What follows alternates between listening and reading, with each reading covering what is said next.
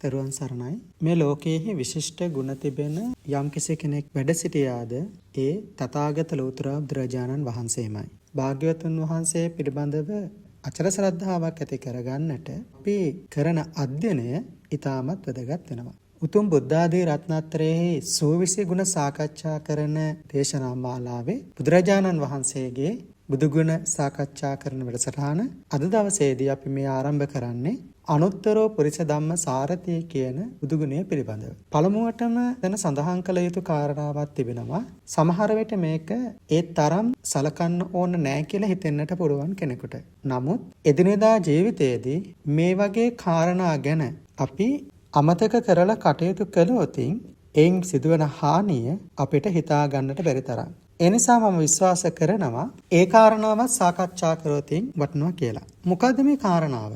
අපි දන්නවා සමහර ගාථාවන් ඉගෙනගෙන තියෙන්නේ තමන්ගේ ආච්චි සීයා උච්චාරණය කරපු විදියක් අහලා ඒ විතරෙන් තමයි අපිත් මේ ගාථා කටපාඩම් කරන් ඉන්නේ. බහුතරයක් දෙනා බුදුන් වන්දනකොට කියපු ගාථාව අතර බුදුන් වන්දින ගාථාවේදී අපිට හමුවන බුදුගුණ අතරේ අනුත්තරව පුරිස ධම්ම සාරථි බුදුගුණය මම දකිනවා සමහර ස්වාමීන් වහන්සේලා සමහර ගිහි පින්වතුන් සමහර දරුවන්ට මේ පුරිස ධම්ම සාරථි කියන වචනය උච්චාරණය කරස්ති පුරිස ධම්ම කියන වචනේදී පුරිස ධම්ම සාරථි කියලා උච්චාරණය කරනවා. පුරිස ධම්ම යනාදී වශයෙන් භාවිතා කළොත් තේරෙන විදිහට කියනවා නම් අල්ප ප්‍රාණ විදියට උච්චාරණය කළ යුතු තැන මහ ප්‍රාණ විදියට උච්චාරණය කරනවා නම් එතන පින්වතුනි අර්ථය වෙනස් වීමක් වෙනවා. දැන් පුරිස ධම්මසාරථි කිව්වන් පස්සේ අපි දන්නවා දමනය කරනවා කියන අර්ථයෙන් තමයි පුරිස ධම්මසාරථි කියන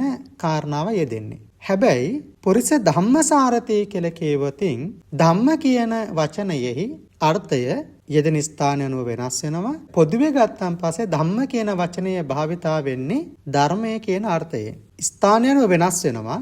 නමුත් ධම්ම කියන අර්ථය බොහෝ තැන්වල අපි යොදන්නේ සමාජි භාවිතා කරන්නේ ධර්මය කියන අර්ථයෙන්. නිකමට හිතන්න අනුත්තර පුරිස ධම්මසාරථි කියලා උච්චාරණය කරන් පස්සේ අපි නොදැනුවත්ව ඒ ගාථාව විකෘති වෙලා තියෙනවා. අර්ථය විනාශලා තියෙනවා. අපි දැන් තේරුම් ගන්න ඕන කාරණාවක් තමයි pāli භාෂාව තුළ එක අකුරකට පුළුවන් සම්පූර්ණ ගාථාවේ සම්පූර්ණ පදපේළියේ සම්පූර්ණ ඡේදයේ අර්ථය වෙනස් කරන්න. මම කියපු පුරිස ධම්මසාරථි කියන වචනයෙහි පුරිස ධම්මසාරථි කියලා යෙදුවතින් එතන අර්ථය වෙනස් වෙනවා. ඒ අර්ථය වෙනස් වීම බුද්ධ වචනේ වෙනස් කළා හා සමානයි. මොකද අර්ථයක් වෙනස් වෙනවා කියන්නේම බුද්ධ වචනේ වෙනස් වෙනවා. ඒ බුද්ධ වචනේ වෙනස් වෙනවා කියලා කියන්නේ වෙනස් කරනවා කියලා කියන්නේ අපි වක්‍රාකාරව හෝ මේ බුද්ධ වචනේ විකෘති කරන්න දායක වෙලා තියෙනවා. ඒ නිසායි මම මුලදී කිව්වේ සමහර විට හිතන්න පුළුවන් මේක පුංචි කාරණාවක් නේ කියලා.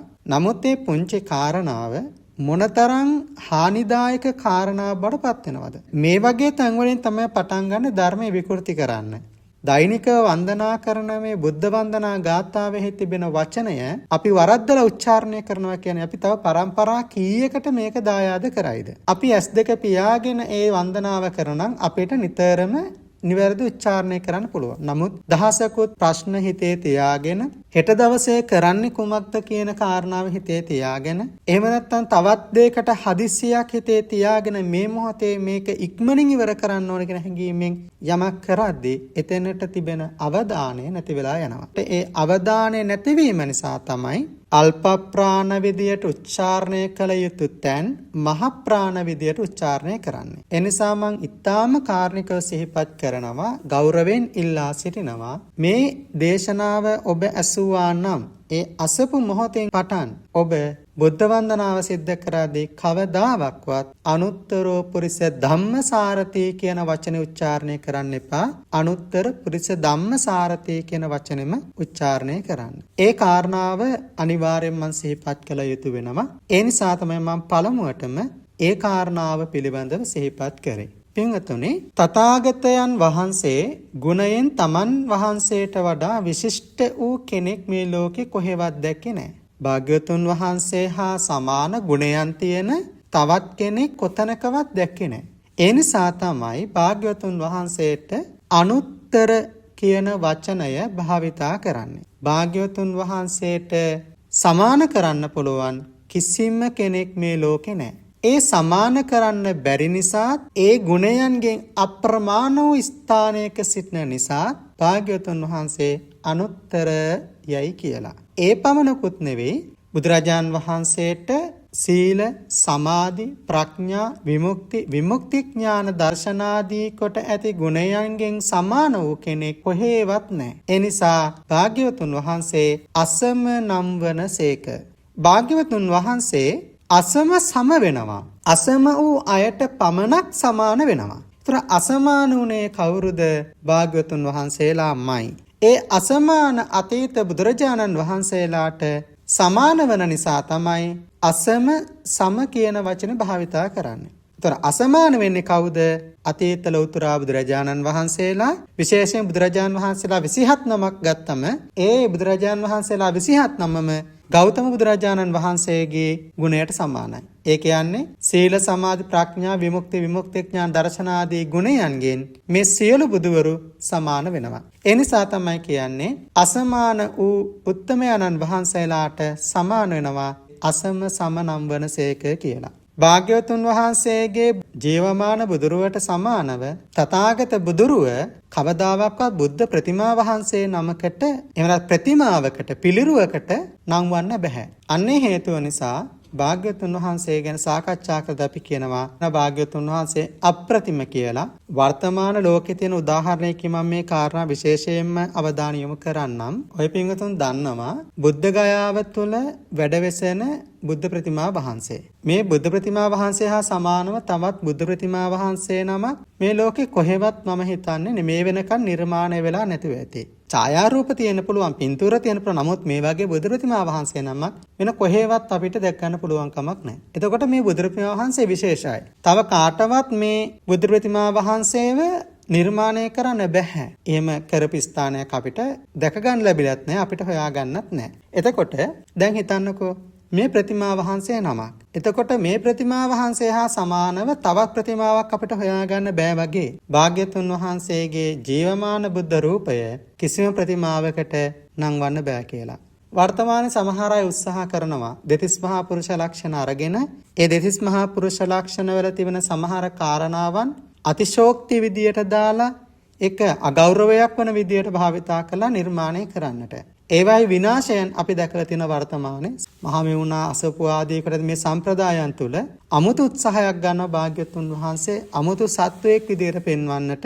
ඔයගොල්ලෝ ඒවා දැකලා ඇති. එයාලයි පෙන්වා දෙන හද දර්ශනය හරහා ඒ බුද්ධ ප්‍රතිමා වහන්සේට තිබෙන ගෞරවය පවා නැති වෙන තැනට තමයි ඒ කටයුතු වෙලා තිබෙන්නේ. දෙතිස් මහා පුරුෂ ලක්ෂණයන් භාග්‍යවතුන් වහන්සේ තුළ තිබෙනවා. නමුත් මේ දෙතිස් මහා පුරුෂ ලක්ෂණයන් ප්‍රතිමාවකට අපිට පෙන්වන්නට අමාරුයි වර්තමාන විශේෂයෙන්ම. මොකද එහෙම කරන්න ගියාම වෙන්නේ විනාශයක්. විකෘති බුද්ධ රූපයක් නිර්මාණය වෙන්නේ. කුමක් හෝ අඩුපාඩුවක් තිබෙනවා.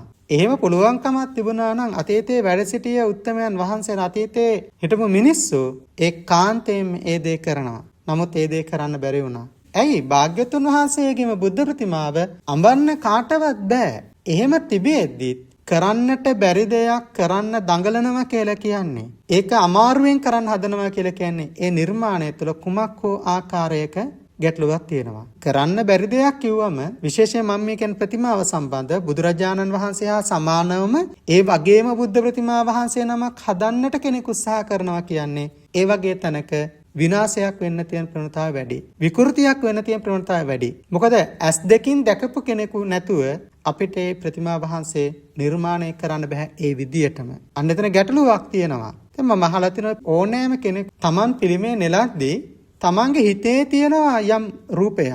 ඒ හිතේ ඇඳිච්ච රූපය තමයි. ඒ කොහොම කරත් ඒ ප්‍රතිමාවට හිතේ ඇඳිච්ච රූපෙහි තිබිච්ච ලක්ෂණ ටික කාවැදෙනවා. ඒක සාමාන්‍ය රහත් වෙච්ච උත්මයෙක් මේ දේ කරනව නෙවෙයිනේ. සාමාන්‍ය ජීවිතය ගත කරන මිනිස්සු තමයි බුද්ධ ප්‍රතිමා වහන්සේ නිර්මාණය කරන්නේ. එතකොට එයාලා තුළ විවිධාකාර රූපයන් එයාලගේ සිත්වල තියෙනවා. ඒ සිතේ තියෙන රූපය තමයි නිර්මාණය වෙන්නේ. ඉන්දියාවෙන් ආවත් ලෝකෙන් කොහෙන් හරි ආවත් අන්න එතන ගැටලුවක් තියෙනවා. එනිසා ප්‍රතිමා වහන්සේ නමක් කවදාවත් ජීවමාන ප්‍රතිමා වහන්සේ නමක් විදිහට ජීවමාන ආකාරයම සකස් කරන අපහසුයි. කළ නොහැකි වැඩක්. විශේෂයෙන්ම බුදුරජාන් වහන්සේගේ වගේ ප්‍රතිමා වහන්සේ නමක් කරන්න අපහසුයි. ඒ නිසා අපි කියනවා අප්‍රතිම කියලා. භාග්‍යවතුන් වහන්සේ විසින් දේශනා කරන්නට යෙදුණු සතිපට්ඨානාදී ධර්මයන් මේ ධර්මය එසේ නෙවෙයි කාරණා සහිතව මේක බොරුවක් කියලා ප්‍රතික්ෂේප කරන්නට නෑ කිසිම කෙනෙක්. කෙනෙකුට කියන්න පුළුවන් ඒක එහෙම නෙවෙයි කියලා කියන්න පුළුවන්. හැබැයි මේ කියන්නේ සාක්ෂි සහිතව මේක එහෙම නෙවෙයි කියලා කියන්න කෙනෙක් මේ ලෝකේ කොහෙවත් නෑ. භාග්‍යවතුන් වහන්සේට ප්‍රතිපක්ෂ විය හැකි පුජ්‍යලයකු නැති නිසා අප්‍රතිභාග කියලා භාග්‍යවතුන් වහන්සේ ගැන සඳහන් කරනවා. භාග්‍යවතුන් වහන්සේ අප්‍රතිභාගයි.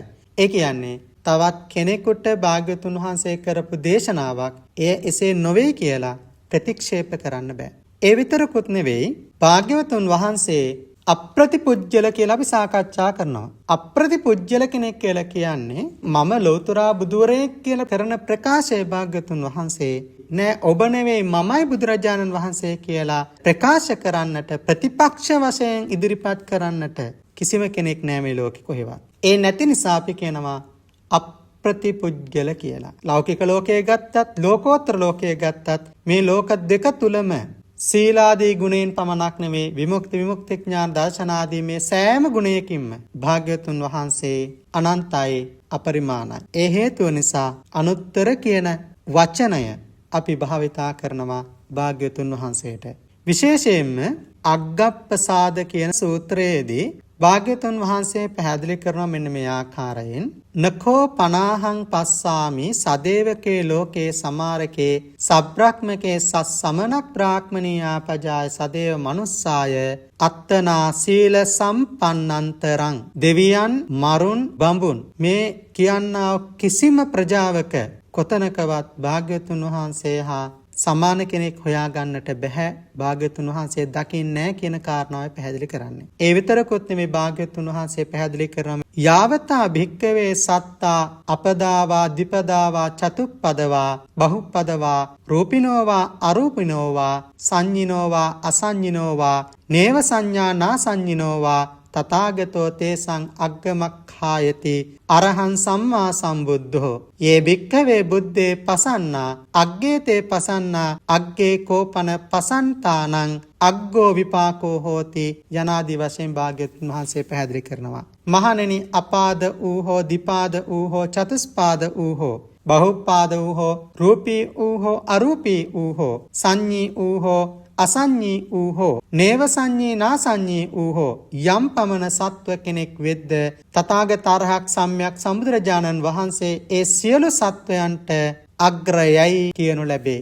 මහණෙනි යම් කෙනෙක් බුදුන් කෙරෙහි පහන් වූ සිත් ඇතනම් ඔහු අග්‍රයෙහි පහන් වූවෝ වන්නේය. උතුම් ශ්‍රද්ධාවක් එයාලා තුල තියෙනවා. ඒ වගේම සඳහන් කරනවා නමේ ආචාර්යෝ අත්ති සදිසෝමේන විජ්ජති සදේව කස්මින් ලෝකස්මින් නත්ති මේ පටිපුග්ගලෝ මට ආචාර්යවරයෙක් නැත මට සමානයෙක්ද නැත දෙවියන් සහිත ලෝකෙහි මට ප්‍රතිවිරුද්ධ වූ කෙනෙක්ද නැත. මේ කියන කාරණාවෙන් තේරුම් ගන්න පුළුවන් මේ භාග්‍යවතුන් වහන්සේ අනුත්තර කියන අනුත්තර පුරිස ධම්ම සාරථී කියන බුදුගුණෙහි අනුත්තරෝ කියන වචනය තුල සාකච්ඡා කරන්නේ කුමක්ද? භාග්‍යවතුන් වහන්සේ අනුත්තර වන්නේ කෙසේද කියලා. බලන්න මේ වචනය තුල තියෙන කාරණාව භාග්‍යවතුන් වහන්සේ ගැන අපිට මොනතරම්නම් ගෞරවයක් ඇති වෙනවද? ඇයි අනුත්තර කියලා වචනෙන් උත්තරීතර වූ ආකාරයෙන් ආමන්ත්‍රණය කරන්නේ?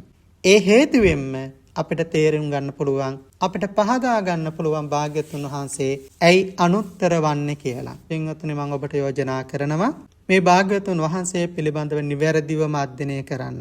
ඒ නිවැරදිව අධ්‍යයනය කිරීම තුළ තමයි අපිට ඇති කරගන්න පුළුවන්කමක් ඇති වෙන්නේ අචල ශ්‍රද්ධාවක්. මොන ප්‍රශ්න වුණත් වර්තමානයේ අපි දකිනවා සංඝ සමාජය තුළ ලංකාව විතරක් නෙවෙයි ලෝකයේ බොහෝ රටවල් වල ඒ ලංකාවේ පමණක් නෙවෙයි ලෝකයේ බොහෝ රටවල් වල විවිධ පුජ්‍යලයන්ගේ සිදුවීම් ආශ්‍රයෙන් එය අවසානයේදී භාග්‍යවතුන් වහන්සේට දෝෂාරෝපණය කරන තැනට එන්නේ. භාග්‍යවතුන් වහන්සේ පෙන්වා දුන විනය ශික්ෂාපදවල භාග්‍යවතුන් වහන්සේ පනවන්නට දුන විනය ශික්ෂාපදවලට භාග්‍යවතුන් වහන්සේ පෙන්වා දුන්නු මේ උතුම් වූ ලෝකෝත්තර මාර්ගයට භාග්‍යවතුන් වහන්සේ පැහැදිලි කරපු මේ ගැඹුරු දර්ශනයට අභිධර්මයට ආදී මේ ත්‍රිපිටකයට මිනිස්සු පහර දෙන්න පටන් ගන්න තියෙනවා. සමහර පුජ්‍යලයන්ගේ ඒ පුජ්‍යල දුර්වලතාවයන් නිසා මතුවන කාරණාවලට.